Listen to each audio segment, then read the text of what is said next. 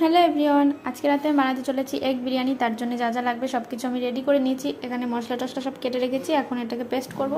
এই যে বেরেস্তার জন্য পেঁয়াজ কেটে রেখেছি, এখানে যে গোটা বিরিয়ানি মশলা আছে, তারপর ডিম সেদ্ধ করে রেখেছি, আলু সেদ্ধ করে রেখেছি, আর এই যে চালটাকে ভিজিয়ে রেখেছি।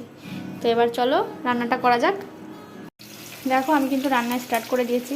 তো আমার মা চিকেন বিরিয়ানি বা মটন বিরিয়ানির থেকে বেশি পছন্দ করে আমার হাতের এগ বিরিয়ানি, আর তার থেকেও বেশি মার ভালো লাগে হচ্ছে বেরেস্তা, মানে বিরিয়ানিতে আমি বেরেস্তা দিই। তো সেটা মা খুব পছন্দ করে, তার জন্য আমি একটু বেশি করে বেরেস্তা বানাই। তার জন্য দেখো কতটা পরিমাণে পেঁয়াজ কেটে নিয়ে বেরেস্তা বানাচ্ছি।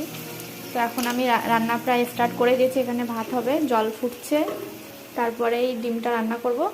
তো তোমাদের এক এক করে দেখাচ্ছি, একবারে আমি পুরোটা দেখাতে পারছি না, অল্প অল্প করে তোমাদের সঙ্গে শেয়ার করছি। তো এই দেখো আমার ডিম রান্না করা হয়ে গেছে, এদিকে ভাতও রেডি। এখন হচ্ছে আমি এখানে দম দেবো বিরিয়ানিটা। আর আমি ইউজ করছি হচ্ছে এই দেখো এভারেস্টের শাহি বিরিয়ানি মশলা, আর তার সঙ্গে যে গোটা বিরিয়ানি মশলাটাও দেবো এর মধ্যে, আর বেরেস্তাটা তো দেবো ওপর দিয়ে। তো এইগুলো দিয়ে সব কিছু দিয়ে সুন্দর করে স্টেপ বাই স্টেপ ভালো করে আমি এর উপরে দম দেবো। তারপরে তোমাদেরকে দেখাচ্ছি কেমন হয়েছে ফাইনাল লুকটা। তো এই দেখো এটা হচ্ছে ফার্স্ট লেয়ার দেওয়া কমপ্লিট। এখানে দুটো ডিম দিয়েছি, আলু দিয়েছি, আর এই যে দেখতে পাচ্ছ কী কী দিয়েছি, গোটা বিরিয়ানি মশলা। এর ওপর দেবো আর একটা লেয়ার, তাহলে তারপর আর কি ঢেকে দেবো, তারপরে তৈরি হয়ে যাবে আমাদের বিরিয়ানি। তো আমি দেখো বিরিয়ানির দমে বসিয়ে দিয়েছি একদম লো ফ্লেমে, দেখতে পাচ্ছ একদম লো ফ্লেম। তো এইভাবে 5 মিনিট হবে, তারপরে নামাবো।